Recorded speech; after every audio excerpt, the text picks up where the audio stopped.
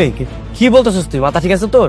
আমি ঠিকই বলছি, ওদেরকে যদি স্কুল থেকে বের না করা যায় তাহলে ওরা তো আমাদের স্কুলে টিকতে দিবে না। আপনি তো মহা খেপেছেন দেখছি। আপনার সাথে তো আমার কোনো শত্রুতা নেই। সেটা আপনি আপনার স্কুলের ম্যাডাম রেজিগান।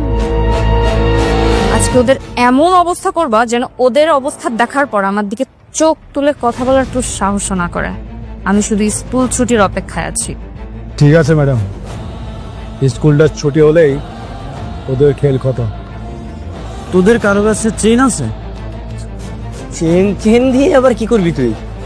হ্যাঁ, আমার কাছে আছে ব্যাগে। তাহলে একটা কাজ কর, ওই চেনটা সাথীর ব্যাগে রেখে দে। ওকে আজকে আমরা চোর বানাবো।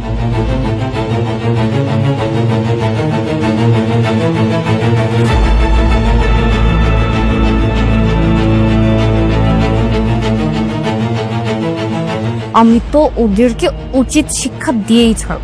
বলছিস কিনা? বলছিস কিনা? বলছিস? রেগে গেলেন তো হেরে গেলেন।